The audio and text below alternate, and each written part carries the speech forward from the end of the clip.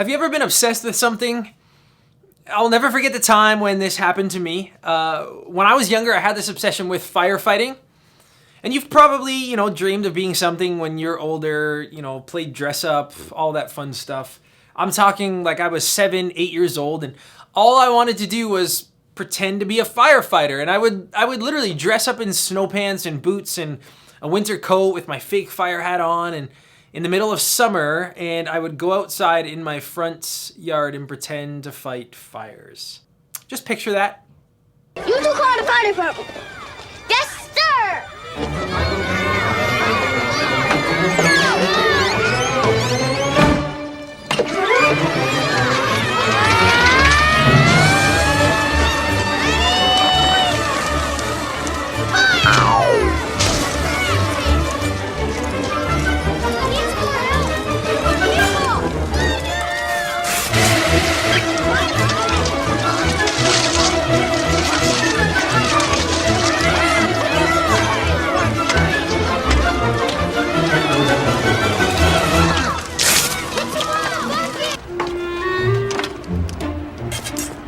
Quick! What's the number for 911? How do I know? Let's go! If you'd like to make a call, please hang up and try again.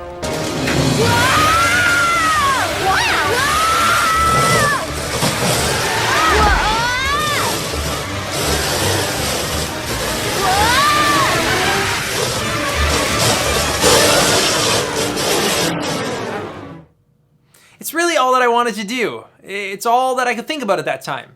Thinking back, I wonder how many neighbors watched from their windows and thought I was just like a really strange kid. But I was obsessed. Obviously, that desire changed as I got older, but back then it was everything for me. I honestly felt really cool. And so whether it's a pair of shoes you're dying to buy, that TikTok dance you can't stop doing, or candy you're dying to eat, we all get the idea of becoming mentally consumed with a thing, person, or idea. And when things get stuck in our brain, they can affect a lot. Another thing that can get stuck in your brain is what we're talking about in this series, The One.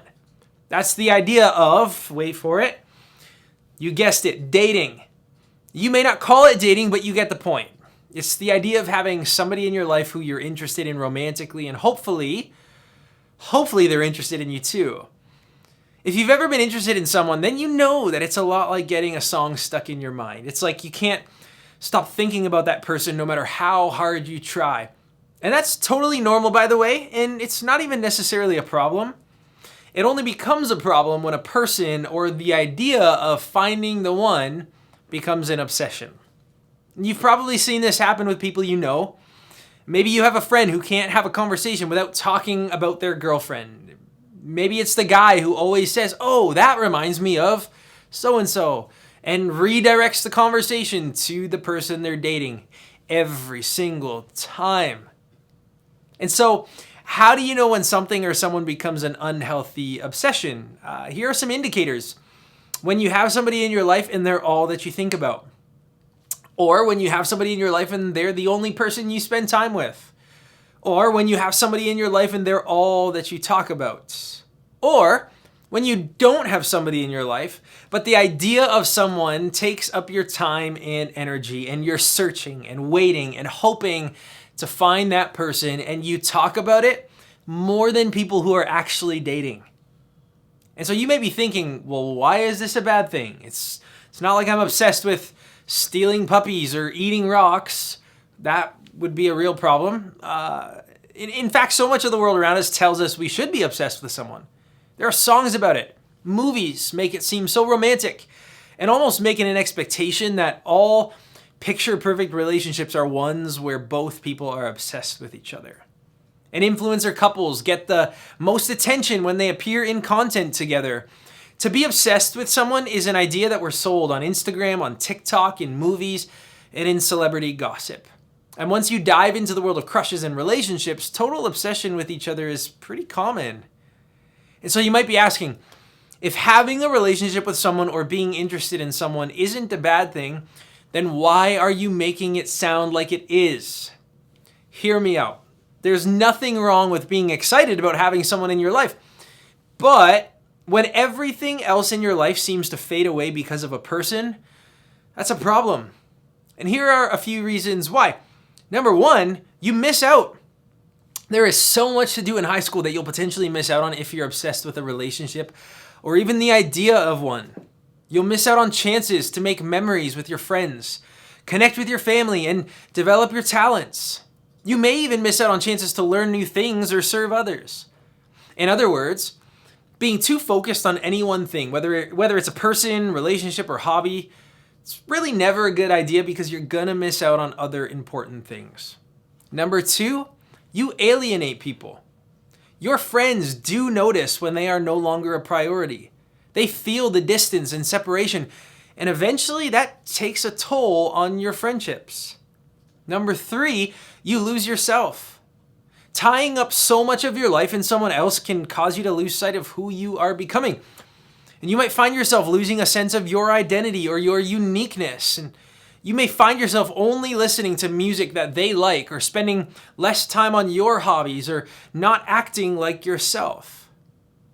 Man, your high school years are a great opportunity for you to learn more about yourself. And if you're wrapped up in someone else, you might not get a sense of who you are apart from the person you're in a relationship with. Even more so, who you are in Christ apart from the person you're in a relationship with or want a relationship with. And look, there is no judgment here. It's easy to become obsessed. We're humans. But I want you to live a full life. An obsession causes you to miss out. And so the question is, what do you do about it? You can't just not care about someone if you care about them, right? And so what do we do when we find ourselves obsessing over someone? We're going to go back to the book of Proverbs today. It's the same book that we looked at in our last video. And we're going to read something else that King Solomon, one of the more famous kings of Israel, wrote. In Proverbs chapter 25, verse 16, he says this: "If you find honey, eat just enough. Too much of it and you will vomit." Now, some of you hear that and you think, exactly, like if I hear my friends say one more thing about her, I am going to vomit. Solomon nailed it. But the wisdom Solomon's trying to pass along here is actually different. It's all about the idea of moderation. And he's basically saying that if you get too much of something, even good things, it has the potential to turn into a bad thing. And so where's that line? When does it go from good to too much? And in order to figure that out, we're going to look at another passage, this time from a letter written by the Apostle Paul.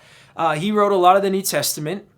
Paul saw his whole purpose in life as telling others about the love of God and encouraging them to live in a way that modeled that love. He wrote a letter called Ephesians, which many scholars believe was more like a public speech than it was an individual letter, to an individual person. It was general encouragement that people from all backgrounds could apply to their lives, and that includes us. And so one more thing before we look at his words. Paul did not live in a dating culture. He and his friends did not exist in a world that included prom, dating apps, and being put in the friend zone. And so although this passage does not specifically address dating, that's not the immediate context, the truth or the principles that come from it can be applied in the dating context. It gives us something to do with what Solomon wrote even earlier in history. And so this is how Paul starts. Ephesians chapter 5, verse 15.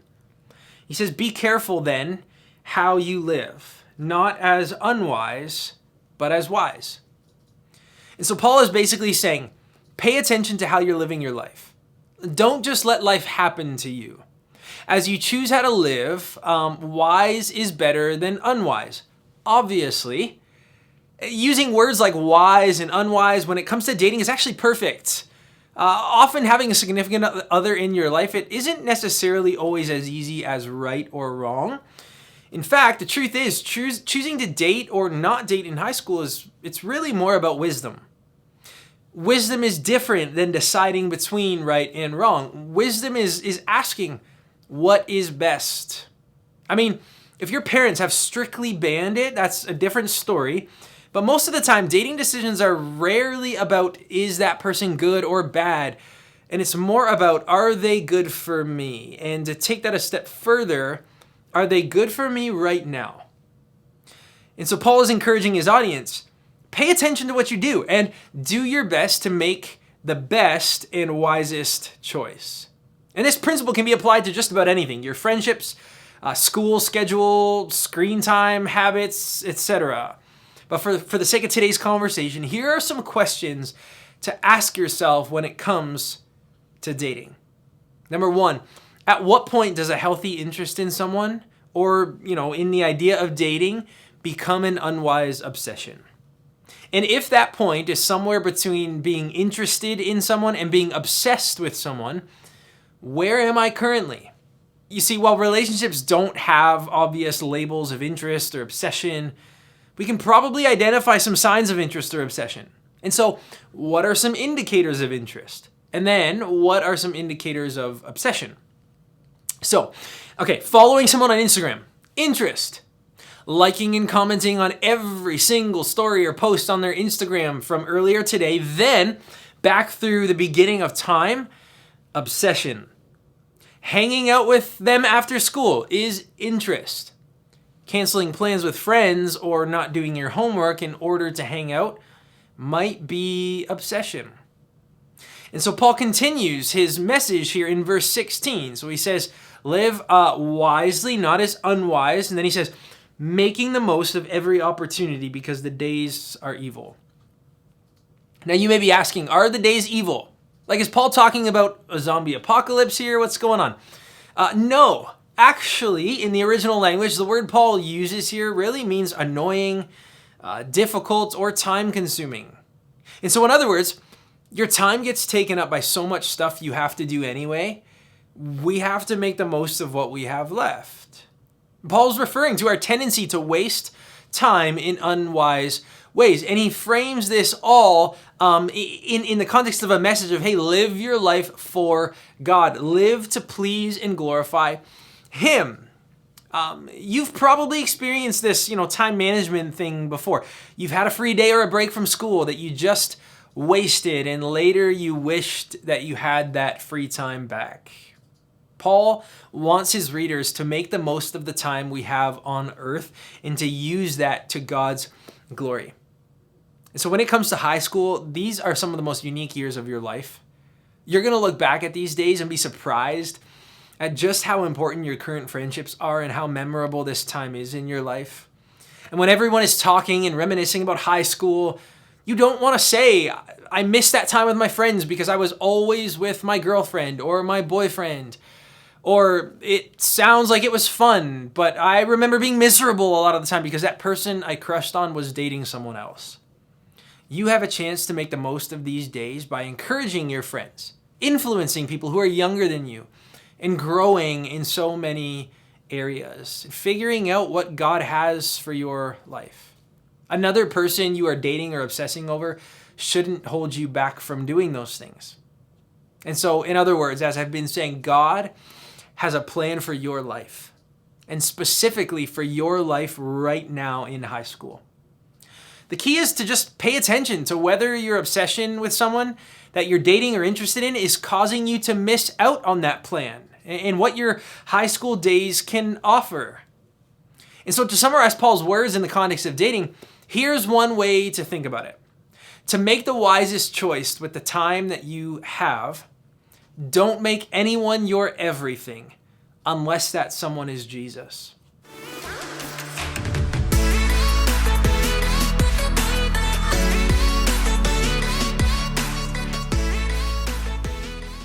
And that's not a knock on the person you're interested in. They're probably great.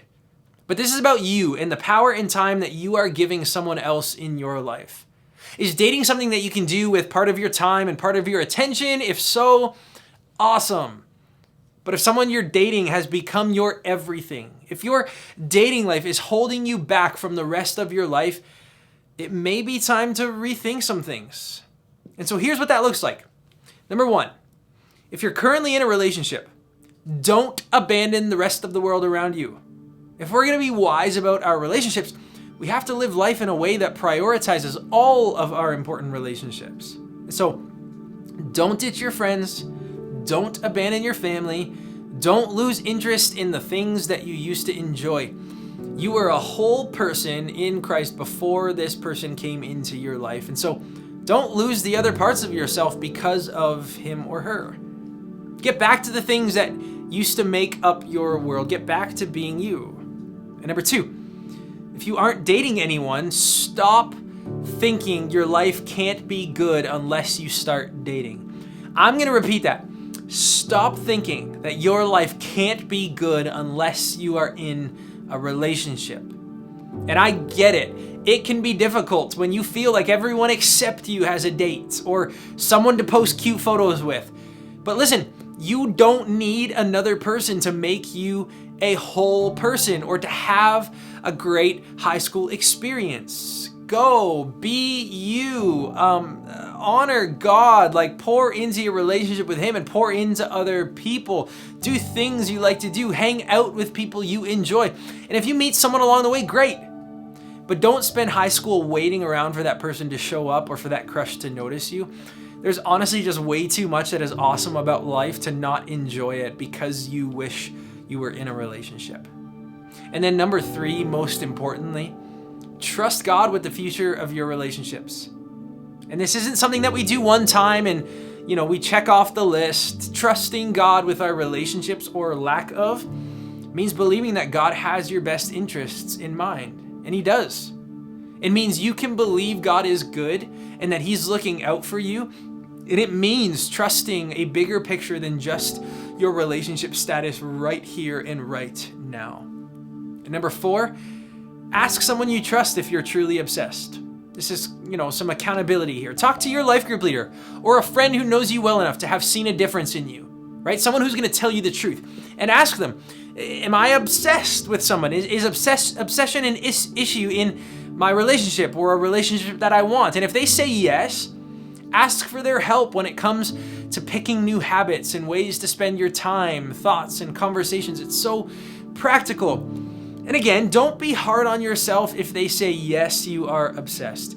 Because it's easy to become obsessed with any number of things, but especially a person we like. The thing to remember is this isn't about judging your obsession, but deciding to make changes that allow for you to make the most of your time here and now. And so as you head out today, I want you to remember that I am not saying do not date or do not have crushes. Not at all. But what I am saying is don't miss out on your high school experience because you are obsessed with a dating relationship. Don't miss the chance to dive into all that God has for you. Don't miss the chance to become content in Jesus alone in this season of your life and every season. Don't miss the chance to figure out who you are and who you're becoming because you were too consumed with a person. In other words, don't make anyone your everything unless that person is Jesus. And so if you feel like, hey, that's me, then maybe you can pull your life group leader aside tonight or a trusted adult, and you can let them know that you'd like some help. They'll honestly be glad to help you get things back into perspective. Why? Because just like Paul cared about the people that he wrote to, they care about you too. And they want you to have an incredible God-centered life and to make the most of the time that you have. I am going to say it one more time, and I pray that you remember this and live by this. Even if you do get married one day, it's just a lesson for life in general. Don't make anyone your everything unless that someone is Jesus.